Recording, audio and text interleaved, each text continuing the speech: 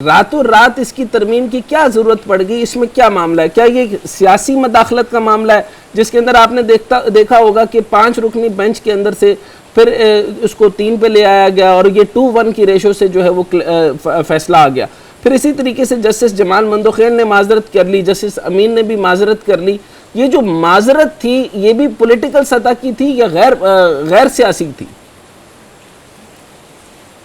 अब देखिए, दिलों के भेद तो दिल ही जानते हैं। अब पहले ये जस्टिस अमीनुद्दीन ने तो कल किया था ना रिफ्यूज, तो चीफ जस्टिस ने कहा था जी हम सुबह नया बेंच तश्कील देंगे, और सुबह उन्होंने ये अनाउंस किया कि वही जो रह गए 4 जज वही केस को सुनेंगे।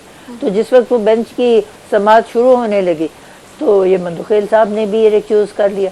तो पीछे जो रह गए 3, इन्होंने कहा जी अब हम ये पीर के दिन इस मामले को फिर टेकअप करेंगे। मुनासिब तो यही है कि यही बेंच टेकअप करें, सारी इस पर मोबाइल से हो चुके हैं, दलाइल पेश हो चुके हैं। नहीं तो देखिए ना, यहाँ ये कहने का कोई मकसद नहीं कि जी फुल बेंच इसको कंसिडर करे। इतने सारे हज़ारों केसेस जो हैं वो पेंडिंग है, आम लोगों की दाद रसी होनी बहुत ज़रूरी है। तो इसलिए बेहतर है कि अगर ये कोई bench seized of the matter है तो वही इसको मुकम्मल करके सुन के और फैसला मैडम अज खुद नोटिस जजेस सादर कर सकते हैं फैसला। मैडम अज खुद नोटिस और इख्तियारात की बातें ऐवान में जाने से पहले सुप्रीम कोर्ट नहीं उठाई थी, तो हम सारा मलबा ऐवान पे किस तरह से डाल सकते हैं, कैसे कहेंगे? सुप्रीम कोर्ट में ये बात तो सिर्फ ये 2 जजेस ने रिक्यूज किया था ना, मंसूर अली शाह ने और उनके साथ एक और साहब ने, और उन्होंने जो केस के हकाइक थे उसके ऊपर कोई बात नहीं की। उन्होंने ये कहा कि हम इसको सुनना नहीं चाहते। ठीक। अच्छा, अब ये मैडम ये बताएं कि एक तरफ से हमारे पास माशी बहरान आ चुका है और इसी तरीके से हम क्या इसको अदालती और आईनी बहरान भी कह सकते हैं, या हम ये कह सकते हैं कि ये जो है ये एक अजीब कंडीशन में चला गया। ये भी मतलब जो मरियम साहिबा की तरफ से कहा जाता है कि बेंच फिक्सिंग, और फिर उसके बाद मरियम साहिबा ने कहा कि ये जो 2 जजेस हैं इनका ज़मीर जागता है। क्या इस तरह की जो जुमला करना और इसके बाद फिर इस तरह के फैसले आना, क्या ये इस चीज़ को कंट्रोवर्शियल नहीं करेंगे? यकीनन जो वो इस किस्म के अपने पास करते हैं रिमार्क्स, ये तो आप देखें कि जो है अदालत की कंटेम्प्ट है जी, और इसको तो कंटेम्प्ट ऑफ कोर्ट के ज़ुमरे में लिया जा सकता है, और इस तरह करने से अदालती निज़ाम में इंतशार फैलने का इम्कान होता है। साथ वो ये भी तो कहती हैं कि जी फ़लाँ जज के आगे हमारा केस लगे, फ़लाँ जज के हमारे ना लगे। अब जिस वक़्त कोई वकील हल्फ उठाता है जज बनने का, तो उस हल्फ से पहले वो अपना कोई सियासी जो हैं ताल्लुकात वो छोड़ देता है। Exactly. इसलिए वो बिल्कुल गैर सियासी हो देता है और उसने इंसाफ से हर चीज़ का फ़ैसला करना है, और मैं समझती हूँ कि यही मुनासिब तरीका है। और इसमें मुदाखलत इस अंदाज में कहना कि जी ये जो बेंच है इसके आगे केस इस सियासी जमात का नहीं लग सकता और फलाने बेंच के आगे फलानी जमात का नहीं लग सकता, ये तो मुनासिब बिल्कुल ही नहीं है। अच्छा मैडम, ये जो इलेक्शन के हवाले से जो बात मैं करूंगा, अभी 90 दिन के इलेक्शन के ऊपर भी बात करूंगा, आइन क्या कहता है ये भी बात करूंगा, कि इंटरिम गवर्नमेंट के ऊपर आइन क्या कहता है ये भी बात करूंगा, कि अब जब फैसला हो गया, सदर की तरफ से हुक्म भी आ गया, फैसला भी हो गया कि अब जो है वो 30 अप्रैल को इलेक्शन होना थे, लेकिन किस आइन के तहत जो है ये इलेक्शन जो है वो दोबारा से 8 अक्टूबर को लेके चले गए।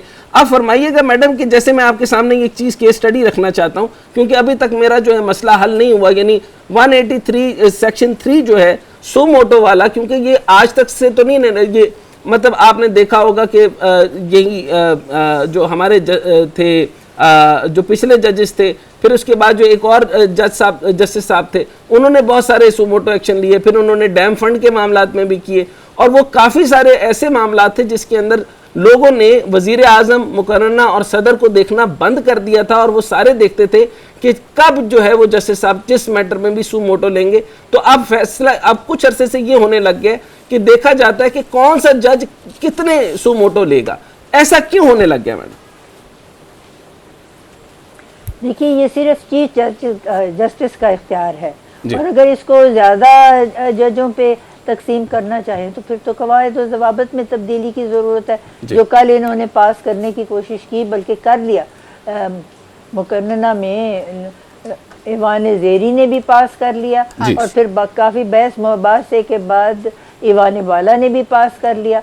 अब अगर सदर ने उस पर दस्तखत थब्त कर लिया तो फिर तो ये कानून का हिस्सा हो गया, फिर ये सुप्रीम कोर्ट में जाएगा। तो मैडम ये सदर साहब ने फैसला कर, सदर साहब ने सिग्नेचर सिग्नेचर कर दिया इस पे? ये मैंने नहीं देखा खबरों में, क्योंकि ये अच्छा मैडम, मैं अभी ये आपके सामने पढ़ रहा हूँ कि ये एक प्रोसीजरल लॉ के अंदर पावर के सेक्शन में मैं पढ़ रहा हूँ। प्रोसीजरल लॉ कहता है नो इंडिपेंडेंट पावर्स। अच्छा, सब्सटेंशियल लॉ के अंदर लिखा है कि independent powers to decide the fate of the case. तो अब इसमें ये मुझे बताइए कि ये जो 183 है ये सब्सटेंशियल में आता है या प्रोसीजरल में आता है? ये 184(3 तो देखिए प्रोसीजर ही है ना कि चीफ जस्टिस जो है अगर मैटर ऑफ पब्लिक इम्पोर्टेंस है जी। विच कंसर्न्स एवरीबॉडी, या। तो वो इसके ऊपर अज खुद नोटिस लेने के हैं मुख्तार, वो कर सकते हैं। ठीक। अच्छा, अब मैडम मैं आपके सामने रखता हूं कि जस्टिस फाइज ईसा और जस्टिस मोहम्मद अमीन के अक्सरियती फैसले में कहा गया कि जब तक अदालती जवाबित तश्कील नहीं दिए जाते तब तक चीफ जस्टिस की जानिब से आर्टिकल 183(3) के तहत लिए गए अज खुद नोटिस से मुतल्लिक तमाम मुकदमात की समाअत मुलतवी कर दी जाए। अब चूंकि बेंच 3 जजेस का रह गया है तो क्या ये फैसला इस बेंच का हो जाएगी? यही कल का उनका फैसला था जी। तो आप मुझे ये बताएं कि इसके ऊपर जो रिवर्स मामलात किए जाएंगे तो फ्रॉम नाउ ऑनवर्ड होगा या इसको पीछे लेके जाना पड़ेगा और तमाम अज खुद नोटिस जो हैं वो कैंसिल कर दिए जाएंगे? देखिए, जिन पे तो फैसला हो गया वो तो ट्रांजैक्शंस पास्ट एंड क्लोज्ड है ना, उनमें कोई मुदाखलत नहीं होगी। अगर कोई पेंडिंग मामलात थे तो उन्होंने तो ये हुक्म सादर किया है ना कि ये अब सस्पेंड रहेंगे, ये तब दोबारा रिवाइव किए जाएंगे जब ये सो मोटो नोटिस का जो इख्तियार है इसके बारे में जो भी फैसला जो कानून बना है ये पास हो जाए। जब ये पास हो जाए और उसकी क्या नौयत हो और ये सुप्रीम कोर्ट में इसको चैलेंज ना किया जाए तो फिर ही आगे मामले बढ़ सकते हैं। अच्छा मैडम, ये राना सनाउल्लाह साहब ने कहा है, क्योंकि वो इस तरह की बातें करते रहते हैं, काजी फाइज ईसा के फैसले को सर्कुलर से ख़त्म नहीं किया जा सकता। राना सनाउल्लाह और कहा कि मैं आज तक ये बात नहीं सुनी कि सुप्रीम कोर्ट के बेंच के फैसले को रजिस्ट्रार के सर्कुलर से कलअदम कर दिया जाए।